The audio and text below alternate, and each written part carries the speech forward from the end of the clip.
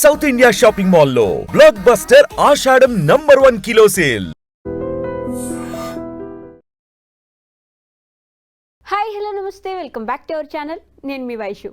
కుమారి 21F దానికంటే ముందు ఈ రీ రిలీజ్ల ట్రెండ్ అయితే బాగా నడుస్తుంది. ఇప్పుడు ప్రతి రీ రిలీజ్కి అప్పుడు ఫ్లాప్ అయిన సినిమాలు కూడా ఇప్పుడు సూపర్ హిట్ అయిపోతున్నాయి అనమాట. అలానే మన కుమారి 21F నిన్న రిలీజ్ అయింది. దానికి కూడా మంచి టాక్ వస్తుందని చెప్పుకోవాలి. మరి ఆ రోజుల్లో టాక్ ఎలా ఉంది, ఇప్పుడు ఎలా ఉంది, ఈ విషయం గురించి మాట్లాడడానికి ఈరోజు నాతో పాటు రివ్యూయర్ శ్రీనివాస్ గారు ఉన్నారు. సార్తో మాట్లాడదాం. Hello sir. కుమారి 21F అంటే అప్పట్లోనే ఒక భారీ హిట్ అని చెప్పుకోవాలి. మంచి అందరికీ తగినట్టుగా ఒక ఇది ఇచ్చారు. ఆ సినిమా కూడా సూపర్ హిట్ అని చెప్పాలి. ఇప్పుడు ఎలా ఉందంటారు? అప్పటికి ఇప్పటికి ఏమైనా తేడా వచ్చిందంటారు? రాజ్ తరుణ్ కెరీర్లో 2 మంచి సినిమాలు చెప్పమంటే, అంటే సక్సెస్ఫుల్ సినిమాలు చెప్పమంటే, తన ఫస్ట్ మూవీ ఉయ్యాల జంపాల తను ఒక మంచి యాక్టర్గా గుర్తింపు తెచ్చింది. తను చేసిన ఈ కుమారి 21F రోల్ అవుతుందో తనని యూత్లో చాలా మంచి ఒక అడ్మైరింగ్ హీరో లాగా ఒక స్టార్ వాల్యూ తెచ్చిపెట్టింది. ఎందుకంటే కలెక్షన్స్ కూడా బాగా వచ్చినాయి అప్పుడు. ఈ సినిమా అప్పుడు నాకు తెలిసి 2015 ఆ టైంలో రిలీజ్ అయింది. అంటే సోషల్ నెట్వర్కింగ్ ఎప్పటి నుంచి అయితే స్టార్ట్ అయిందో, అంటే ఒక 1997, 2000 ఆ టైం నుంచి వరల్డ్లో సోషల్ నెట్వర్కింగ్ స్టార్ట్ అయింది. ఆ తర్వాత యూత్ లెవెల్కి ఈ సోషల్ నెట్వర్కింగ్ రావడం అనేది కొంచెం 2010 ఆ టైంలో జరిగింది. సో సుకుమార్ గారు ఎక్కడో ఆ పాయింట్ పట్టుకొని యూత్ చాలా మంది, అంటే అప్పటిదాకా మనకి ఫ్రెండ్ సర్కిల్ అంటే మన కాలేజీలో చదివే వాళ్ళు, మన లొకాలిటీ ఉండే వాళ్ళే ఫ్రెండ్స్. ఒక్కసారి సోషల్ నెట్వర్కింగ్ వచ్చాక ఎక్కడి వాళ్ళతోనో ఫ్రెండ్స్ అయిపోతున్నారు. గ్లోబల్గా ఇక్కడ అబ్బాయి అమెరికా అమ్మాయితో ఫ్రెండ్షిప్ చేసేస్తున్నాడు. అలా ఒక ట్రెండ్ స్టార్ట్ అయ్యి అప్పుడు ఫస్ట్ క్వశ్చన్ ఒక స్ట్రేంజర్తో అడిగేది ASL అని ఉండేది, ఏజ్ సెక్స్ లొకేషన్. అంటే వాళ్ళు రిప్లై వస్తుంది కదా, వాళ్ళ ఏజ్ ఎంత, వాళ్ళ జెండర్ ఏంటి, వాళ్ళు ఏ లొకేషన్లో ఉంటారు. ఈ ఫస్ట్ క్వశ్చన్తోనే ఒక చాట్ స్టార్ట్ అయ్యేది ఒక స్ట్రేంజర్తో. సో దీన్ని బేస్ చేసుకుని టైటిల్ పెట్టారు కుమారి 21F. ఎందుకంటే ఆ చాట్ బాక్స్లో పేరు వచ్చేస్తుంది. సో ASL అని ఉండేది అనమాట. సో అట్లా అంత ట్రెండింగ్ టైటిల్ అప్పట్లోనే. అంటే ఇప్పుడు అంటే సోషల్ మీడియా, మన సోషల్ నెట్వర్కింగ్ అలవాటు అయిపోయింది కాబట్టి మనకు అంత స్పెసిఫిక్గా అనిపించట్లేదు. అప్పట్లో అది చాలా specific title, different title, one of it's kind. And ఇందులో మనకు చూపించిన క్యారెక్టరేషన్స్ ఏవవుతున్నాయో, హీరో క్యారెక్టరేషన్ కానీ హీరోయిన్ క్యారెక్టరేషన్ కానీ అది జనరలైజ్ చేయడానికి లేదు. ఎందుకంటే ఈ సినిమాకి చాలా మంది అబ్బాయిలు వెళ్ళి చూశారు, ఎంజాయ్ చేశారు, అమ్మాయిలు వెళ్ళి చూశారు, ఎంజాయ్ చేశారు. కానీ సినిమా ఫస్ట్ హాఫ్ చూసినంత వరకు చాలా మంది అబ్బాయిలకి ఇది ఒక ఎగ్జైటింగ్ ఫ్యాక్టర్ లాగా అనిపించింది. ఎందుకంటే చాలా మటుకు అబ్బాయిలు కాలేజ్లోకి వెళ్ళిన తర్వాత లవ్ ఫెయిల్యూర్ ఎక్స్పీరియన్స్ చేస్తారు. అప్పుడు వాళ్ళకి గర్ల్స్ మీద ఒక రకమైన హేట్రెడ్, ఒక రకమైన కోపం ఉంటుంది. సో ఆ కోపాన్ని, ఆ ఈగోని సాటిస్ఫై చేసింది ఆ మూవీ. ఎందుకంటే ఆ గర్ల్ ని కొంచెము నెగటివ్ గా చూపించడం, నెగటివ్ ప్రొజెక్షన్ ఉంటుంది ఆ హీరోయిన్. ఇంకొక అబ్బాయి ఇలా ఉండడం వల్ల అదంతా దానికి యాక్చువల్ రీజనింగ్ అంతా సెకండ్ హాఫ్ లో ఉంటుంది. సో ఫస్ట్ హాఫ్ లో ఏదైతే ఎగ్జైటింగ్ గా చూసిన వాళ్ళే సెకండ్ హాఫ్ చూసాక అదంతా ఒక ఫిలోసాఫికల్ యూటర్న్ తీసుకుంటారు సినిమా అంతా. అక్కడ ఒక తెలియని ఇంటర్నల్ సాటిస్ఫాక్షన్. సో ఇది ఇంత మంచి సోల్ఫుల్ మూవీ అనిపించింది.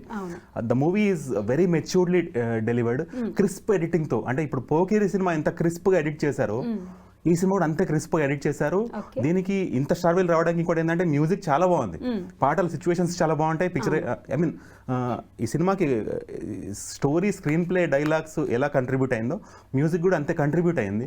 అందుకే సినిమా అంత బాగా వెళ్ళింది పబ్లిక్ లో. ఓకే, బట్ రాజ్ తరుణ్ గారిని చూసుకుంటే ఇప్పుడు కంబ్యాక్ కోసం ఎదురు చూస్తున్నట్టున్నాం కదా, అంటే మంచి సినిమాలే లేనట్టుగా అనిపిస్తుంది. అంతేనా అంటారా? అంటే తనకి రియల్ లైఫ్ లో ఎక్కడో కొన్ని ప్రాబ్లమ్స్ వల్ల స్టక్ అయి ఉన్నాడు. తనకి కూడా ఒక రకమైన కాన్ఫిడెన్స్ అవసరం. ఏ హీరోకైనా కూడా రియల్ లైఫ్లో ప్రాబ్లం వచ్చినప్పుడు సినిమాలో హీరోయిజం లాగా వాళ్ళకి రియల్ లైఫ్లో హీరోయిజం వచ్చి ఆటోమేటిక్గా ఉండదు కదండి. వాళ్ళకి లైఫ్లోంచి ఏదో ఒకటి ఒక పాజిటివిటీ యాడ్ అవ్వాలి. సో ఈ రిలీజ్ తనకి ఎంతో ప్లస్ అవుతుంది అనిపిస్తుంది నాకు. ఓకే, హెబా పటేల్ గారికి కూడా అంతే అంటారా? That's true. అంటే ఇప్పుడు సక్సెస్ ఇచ్చే కిక్ ఏది ఇవ్వదండి. ఒక స్టార్ హీరోకి, స్టార్ హీరోయిన్కి, ఎవరికైనా కూడా, స్టార్ టెక్నీషియన్కి అయినా ఒక సక్సెస్ ని మించి ఏది కూడా, అంటే మీకు ₹1 కోటి కావాలా, సక్సెస్ కావాలంటే సక్సెస్ కోరుకుంటారు చాలా మంది. మీరు అబ్జర్వ్ చేయండి, చాలా తక్కువ మంది, 99 మంది సక్సెస్ కోరుకుంటారు, ఎక్కడో 1% మాత్రమే డబ్బుకి టెంప్ట్ అవుతారు. అంటే మేబీ వాళ్ళ జీవితాల్లో కష్టాల వల్ల డబ్బుకి టెంప్ట్ అవుతారు. సో సక్సెస్ ఇచ్చే కిక్ అది. సో ఇప్పుడు ఆడియన్స్ టర్న్ అవుట్ కూడా హ్యూజ్ గా ఉంది కాబట్టి ఈ పాజిటివ్ ఎనర్జీ తోటి ఇంకా మంచి సినిమాలు వాళ్ళ దగ్గర, ఐ మీన్ రైటర్స్ కానీ డైరెక్టర్స్ కానీ వీళ్ళని చాయిస్ చేసుకుంటారు కదా, ఈ హీరోయిన్, ఈ హీరోని. That's a good step. Okay, but అప్పట్లో స్టోరీని యాప్ చేసుకోలేకపోయారు కొందరు అన్నట్టు ఉండేది కదండి. అంటే ఆడియన్స్ లో 2 రకాలు ఉంటారు కదండి, grown up segment, youth segment. ఈ సినిమా అప్పుడు ఫస్ట్ ఫేజ్ లో బాగా నచ్చింది ప్రైమరీగా యూత్ ఆడియన్స్ విపరీతంగా ఎంజాయ్ చేశారు సినిమాని. అదే టైంలో ఈ సినిమాని సుకుమార్ గారి మీద ఉన్న రెస్పెక్ట్ తో వెళ్ళిన ఫ్యామిలీస్ ఎవరైతే ఉన్నారో వాళ్ళు ఫస్ట్ హాఫ్ కి కొంచెం ట్రిగర్ అయ్యారు. వాళ్ళు ఇదేంటి సినిమా ఇలా ఉంది అని. అంటే ఆ మొత్తం సెకండ్ హాఫ్ చూస్తే ఇది ఇలా ఎందుకు తీసారని అర్థమవుతుంది. ఈవెన్ ఉపేంద్ర మూవీస్ కొన్ని ఉంటాయి, అది ఫస్ట్ హాఫ్ చూస్తే మనకి టోటలీ లేడీస్ ని చాలా బ్యాడ్ లైట్ లో పోర్ట్రే చేస్తున్నారు అనిపిస్తుంది, కానీ సెకండ్ హాఫ్ చూస్తేనేమో మొత్తం దాని జస్టిఫికేషన్ ఉంటుంది. సో ఆ కొంచెం పేషెన్స్ హోల్డ్ చేయాలి. చాలా మంది ఆ పేషెన్స్ లేక నెగటివ్ గా మాట్లాడారు అప్పుడు కూడా, రిలీజ్ అప్పుడు. అది తెలిసే తీశారు సినిమాని ఇలా. బట్ ఫస్ట్ హాఫ్ ఇలా అయినా పర్లేదు, సెకండ్ హాఫ్ కి అర్థం చేసుకుంటారు అని చెప్పేసి. అంటే ఆ ఫిలాసాఫికల్ యూటర్న్ చాలా కష్టం, అది బాగా తీసారు యాక్చువల్లీ. ఇప్పుడు చూసినా మంచి అనిపిస్తుంది. అంటే ఇప్పుడు కొన్ని ఇలాంటి మూవీస్ ఉంటాయి, ఏజ్లెస్ మూవీస్ అవి, మీకు అప్పుడు చూసినా మంచి అనిపిస్తుంది, ఇప్పుడు చూసినా కొత్త సినిమా చూసిన ఫీలింగ్ వస్తుంది, కానీ ఒక పాత సినిమా మళ్ళీ చూసిన ఫీలింగ్ ఎక్కడ రాదు. బట్ ఇంకో పాయింట్ ఏంటంటే, ఈ రీ రిలీజ్లు ఏవైతే ఉన్నాయో అప్పుడు ఫ్లాప్ అయిన సినిమాలు ఇప్పుడు ఎందుకు హిట్ అవుతున్నాయి అంటారు? అంటే అహెడ్ ముందు రిలీజ్ అయిన, అంటే కొన్ని అడ్వాన్స్గా ఆలోచిస్తారు కొంచెంమంది డైరెక్టర్స్. ఏమంటుకుంటారంటే ఇప్పుడున్న జనరేషన్కి ఈ సినిమా నెక్స్ట్ జనరేషన్ ఒక 5 yearsకి నెక్స్ట్ జనరేషన్ వస్తుంటుంది కదా, వాళ్ళకి కూడా ఈ సినిమా యాప్ట్ అవ్వాలని ఆలోచించి కొన్ని రాసుకుంటారు. సో దానివల్ల ఏమవుతుందంటే కొంచెం థింకింగ్ అహెడ్, ముందుకెళ్ళి ఎక్కువ దూరం ఆలోచించి రాసుకోవడం వల్ల అప్పుడున్న ఆ జనరేషన్లో కొంతమందికి అది నచ్చకపోవచ్చు, నెక్స్ట్ జనరేషన్ అడ్వాన్స్ వస్తారు. ఇప్పుడు ఫర్ ఎగ్జాంపుల్ మనం చదువుకున్నప్పుడు 10th క్లాస్లో ఉండే సిలబస్ ఇప్పుడు 5th క్లాస్ పిల్లలకి వెళ్ళిపోయింది. అంటే జనరేషనే స్మార్ట్ గా వచ్చేస్తుంది బయటికి. పేరెంట్స్ లో ఉన్న తెలివితేటలు, పేరెంట్స్ వాడుతున్న టెక్నాలజీ పిల్లలకి ఎక్కడో ఎంబైబ్ అయ్యి పుడుతున్నారు పిల్లలు. అంటే కొంచెం నాలెడ్జ్ తో పుడుతున్నారు, డంబిలా పుట్టట్లేదు.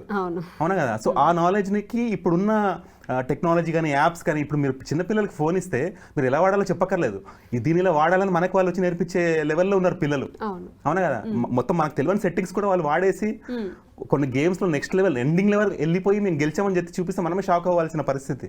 ఆ జనరేషన్ లో ఉన్నాం కాబట్టి ప్రాబ్లం లేదు. ఆరెంజ్ కూడా అప్పట్లో ఫ్లాప్ అయిన సినిమా ఆరెంజ్, ఇప్పుడు మళ్ళీ super hit. Even Khaleja also. ఇప్పుడు అర్థం చేసుకుంటున్నారేమో, కరెక్ట్ ఫ్యూచర్ చూసి తీసినట్టుంది అప్పుడు. అదే అంటున్నా, ఆ స్మార్ట్ జనరేషన్ కోసం తీసిన సినిమా అది.